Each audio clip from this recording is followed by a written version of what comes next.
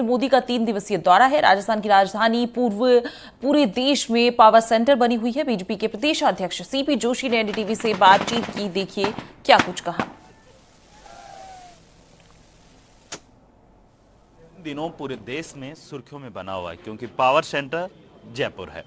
मैं इसलिए बोल रहा हूं क्योंकि जो प्रधानमंत्री मोदी हैं वो 3 दिवसीय दौरे पर है और राजस्थान के अंदर जो डीजीआईजी की कॉन्फ्रेंस चल रही है उसके अंदर गृह मंत्री अमित शाह और प्रधानमंत्री मोदी, इसके अलावा अजीत डोभाल, तमाम जो बड़े जो सुरक्षा एजेंसियों के अधिकारी हैं वो यहाँ मौजूद हैं। मेरे साथ बीजेपी प्रदेश अध्यक्ष सीपी जोशी जी हैं। मैं उनसे बात करूँगा क्योंकि प्रधानमंत्री मोदी ने तमाम जो बीजेपी के पदाधिकारी हैं उनसे भी मुलाकात की और चर्चा की थी। सर, किस तरीके से देखते हैं 2024 का लोकसभा चुनाव है सामने और इस तरीके के जो इवेंट किए जा रहे हैं राजस्थान गवर्नमेंट, कैसे देखते हैं? देखिए, मैं सोचता हूँ डीजीआईजी कॉन्फ्रेंस में, और वो भी राजस्थान की धरा पर, और देश नहीं दुनिया के लोकप्रिय नेता आदरणीय प्रधानमंत्री नरेंद्र मोदी जी का 3 दिन का प्रवास जयपुर में, ये हम सब लोगों के लिए सौभाग्य का विषय है।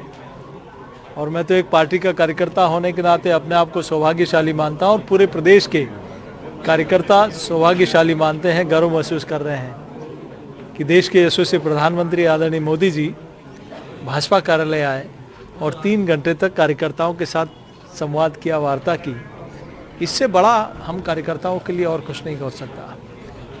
मैं सोचता हूं कि आदरणीय प्रधानमंत्री जी का जिनका एक एक पल, एक एक क्षण माँ भारती के लिए समर्पित रहता है, जिनसे मिलने के लिए और बातचीत करने के लिए विकसित राष्ट्रों के राष्ट्राध्यक्ष वो भी इंतज़ार करते हैं, और हमारे जैसे कार्यकर्ताओं के साथ, पार्टी के कार्यकर्ताओं के साथ, जनप्रतिनिधियों के साथ आदरणीय प्रधानमंत्री जी का इतना समय देना, निश्चित रूप से पूरे राजस्थान के कार्यकर्ताओं में एक ऊर्जा का संचार हुआ है।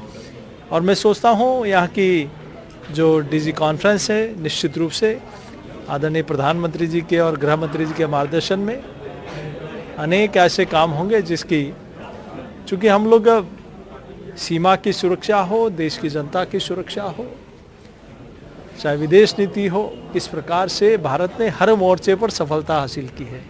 और मंगलयान और चंद्रयान की सफलता के बाद आदित्य L1 की सफलता, आज 2 सितंबर से अभियान शुरू हुआ और 6 तारीख को इसको सफलता मिली, ये अपने आप में।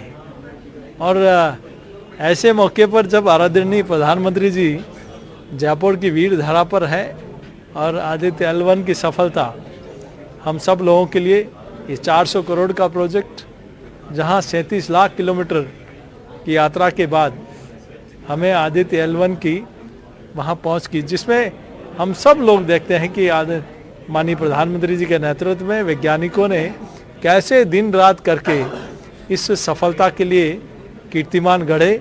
और वो तब होता है जब वो पल भी हमने देखा है कि जब कहीं हम सफलता को नहीं छू पाए, ऐसे में भी उनको टूटने नहीं दिया। आदरणीय प्रधानमंत्री जी ने गले लगाकर उनका हौसला अफजाई किया, हर समय उनको टूटने नहीं दिया। तभी भारत ने इन 10 सालों में अनेक कीर्तिमान स्थापित किए हैं। तो ये हम सब लोगों के लिए खुशी का विषय है। और आने वाले समय में 22 जनवरी को पूरा देश राममय होने वाला है। इस दिशा में पूरा देश दिवाली मनाने को तैयार बैठा है, और वो भी प्रभु श्री राम ने भी इस पुण्य काम के लिए आदरणीय मोदी जी को चुना। ये हम सब लोगों के लिए गर्व की बात है। सर, एक सवाल और, क्योंकि जिस तरीके से देखा गया है कि विपक्ष लगातार, अब जो कह सकते हैं कि कांग्रेस की सरकार थी उस टाइम, महिला अपराध हो या भ्रष्टाचार का अपराध हो, तमाम अपराधों को लेके राजस्थान काफ़ी, जो कह सकते हैं पूरे देश में चर्चा में रहा था। लेकिन अब बीजेपी की सरकार आ गई।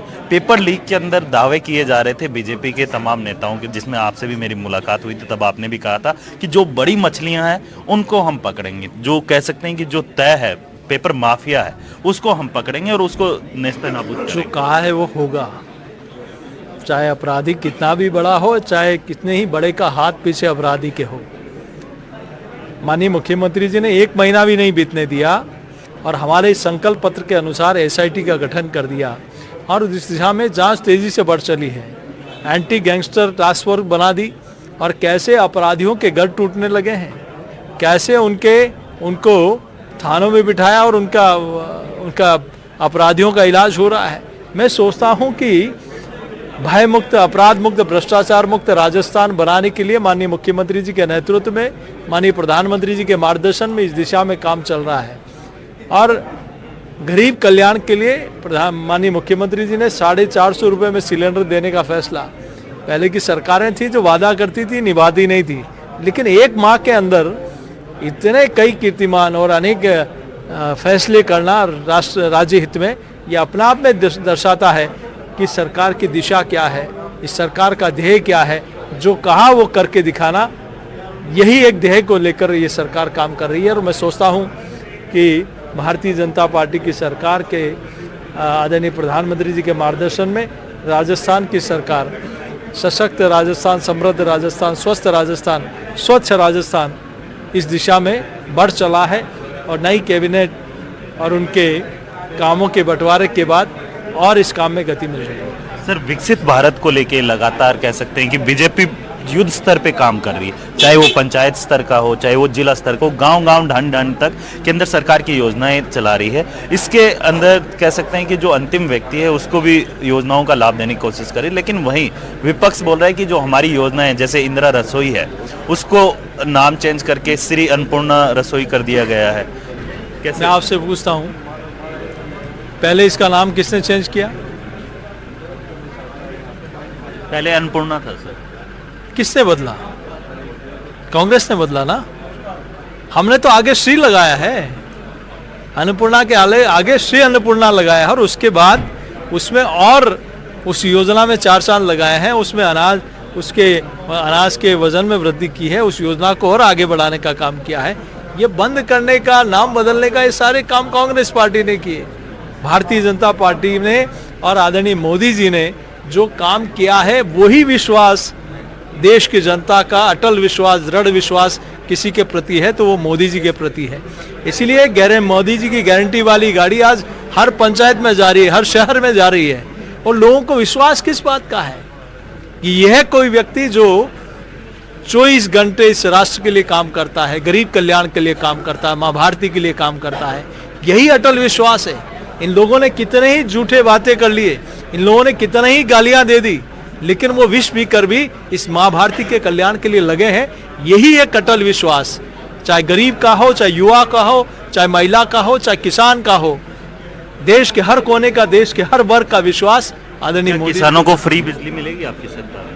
किसानों को फ्री बिजली मिलेगी आपकी? जो कहा वो करें, जो संकल्प पत्र में दिया वो निश्चित रूप से होगा। एक सवाल और, विपक्ष के पास अभी तक प्रतिपक्ष का नेता नहीं है, क्योंकि लगातार जिस तरीके से तमाम जो कांग्रेस के नेता हैं वो आरोप लगा रहे थे कि इनमें मतभेद है, इसीलिए मंत्रिमंडल का विस्तार नहीं किया जा रहा, विभागों का बंटवारा नहीं किया जा रहा। लेकिन अब सब कुछ होने के बावजूद अभी तक विपक्ष का चयन नहीं हुआ।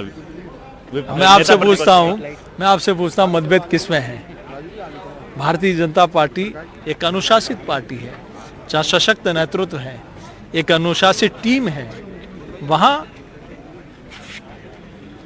किसी प्रकार की कोई बात नहीं। लेकिन कांग्रेस पार्टी में क्या है?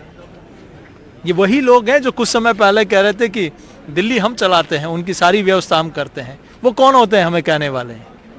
आज उन्हीं के घर में लीडर अपोजिशन बनाने की हिम्मत नहीं जुटा पा रहे। तो उनको, कांग्रेस वालों को पहले कुछ कहने से पहले अपने गिरेबान में झांकना चाहिए, अपने घर को देखना चाहिए कि हमारी घर की स्थिति क्या है, उसके बाद किसी के ऊपर उंगली उठानी चाहिए। सर, एक लास्ट सवाल, क्योंकि जिस तरीके से देखा गया है युवाओं से जुड़ा हुआ मामला है, बेरोजगारी का मुद्दा, राजस्थान और हरियाणा में दोनों राज्यों के अंदर बीजेपी की सरकार है, युवाओं को रोजगार देने के लिए आगे की रणनीति किस तरीके की रहने वाली है?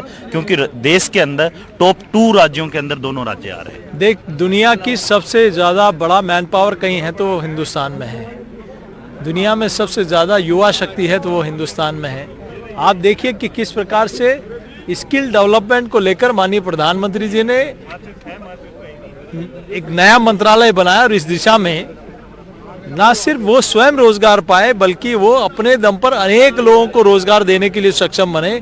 इस दिशा में कई कदम उठाए, और मैं सोचता हूँ आप सरकारी नौकरी के अलावा भी, चाहे विश्वकर्मा योजना हो, चाहे PM स्वनिधि योजना हो, चाहे मुद्रा योजना हो, चाहे स्टार्टअप हो, चाहे स्टैंड अप हो, एक अनेक ऐसे योजना इस देश के युवा शक्ति के लिए दी है, जहां युवा न सिर्फ अपना रोजगार खड़ा कर रहे हैं बल्कि अपने साथ अनेक लोगों को रोजगार देने के दाता भी बन रहे हैं, वो सक्षम बन रहे हैं।